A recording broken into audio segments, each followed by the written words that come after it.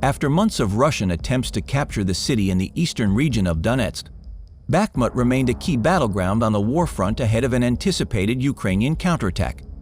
The battle for the city continues to escalate, even as the Russians suffer heavy losses for their troops. But the Ukrainians refuse to back down and use American technology in their attack on the Russian troops. The Russian Defense Ministry said its troops had captured 4 blocks to the northwest, west, and southwest of Bakhmut, the TASS news agency reported. According to TASS, the ministry's official representative, Lieutenant General Igor Konashenkov, told journalists, in the Donetsk direction, the assault detachment captured 4/4 of the northwestern, western, and southwestern parts of the city of Artemovsk. The airborne forces suppressed the enemy on the northern and southern outskirts of the city and supported the actions of the assault detachments, said Konashenkov.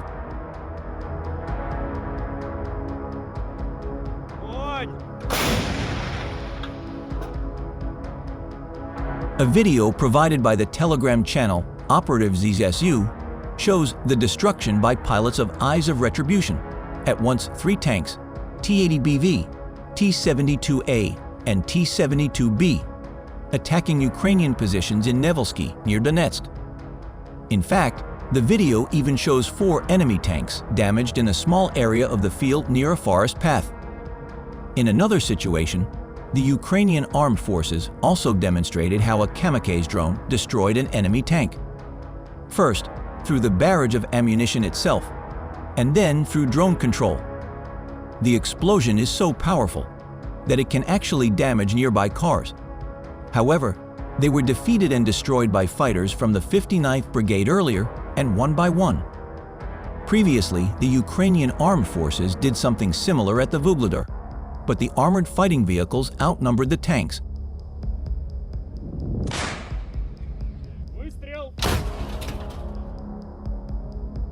Russian occupation authorities in southern Ukraine said on Saturday that Ukrainian forces had subjected the town of Nova Kakhovka to intensive artillery fire, which had cut off power.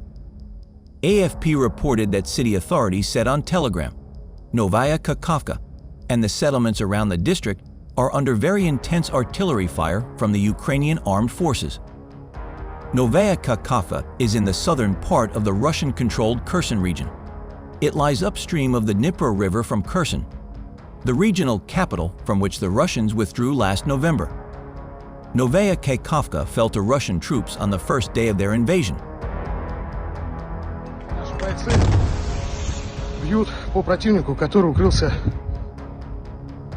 Recently, a video also shows the armed forces of Ukraine destroyed 2 units of Russian invaders' armored vehicles with anti-tank missile systems. In the first video, it was filmed from the ground as our defender shoots from the American Javelin ATGM. A few seconds later, there was a bright flash in the distance. The second video was filmed from the monitor of the domestic ATGM Stugna. The guided anti-tank missile flew for 8 seconds before hitting head-on, meaning the target was about 1.7 kilometers away. Meanwhile, the Russian military is improving frontline tactics, and they are inflicting heavy damage on Ukrainian troops on the ground, said the commander of the Eastern Group of the Ukrainian Armed Forces, Colonel General Oleksandr Syrsky. Syrsky mentions a separate storm assault unit designed by the Russians to retake lost positions while describing Russian offensive operations. He highlighted the effective use of the Russian commander's unmanned aerial vehicles to adjust artillery fire and control the personnel of his subordinates. Meanwhile, in town, Russian troops fired long-term artillery barrages on Ukrainian positions, while groups of up to 10 men with small arms stormed the positions head-on. Russia's private Wagner militia, which led the attacks on Bakhmut in Ukraine and has been active in Africa, could vanish soon, founder Yevgeny Prigozhin said in video remarks to a blogger released on Friday.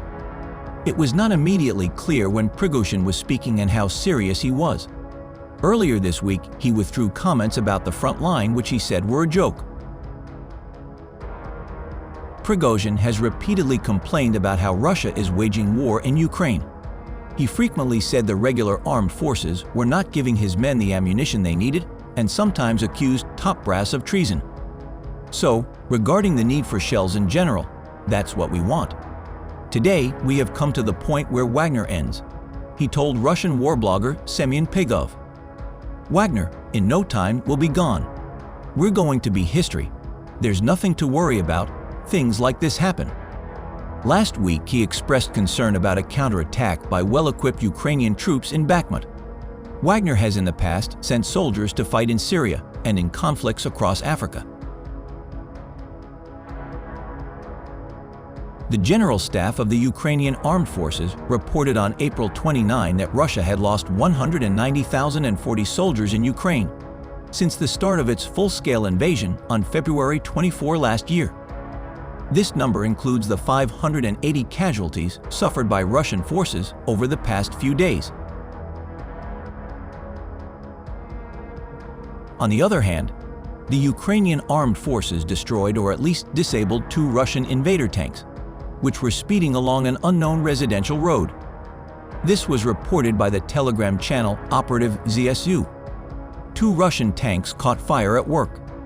He released video footage relevant to the unmanned aerial vehicle. Most likely, its operator was engaged in tank impressions. Ukraine assumed that the tanks were hit by anti-tank missiles. At the very least, it is clear that this is a high-precision weapon that ensures an immediate hit from the first shot. The Ukrainian army not only successfully advanced across the Dnipro River in the Kherson region this week, but also carried out an offensive on Tokmak, a southern Ukrainian town occupied by Russia and at a strategic crossroads for a possible counteroffensive in the southeast.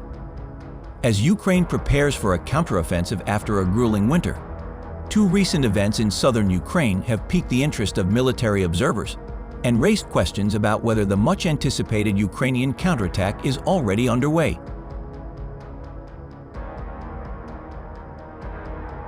Tokmak, a small town between Zaporizhzhia and Melitopol, occupied by Russia, was hit by a Ukrainian shell on Tuesday, April 25.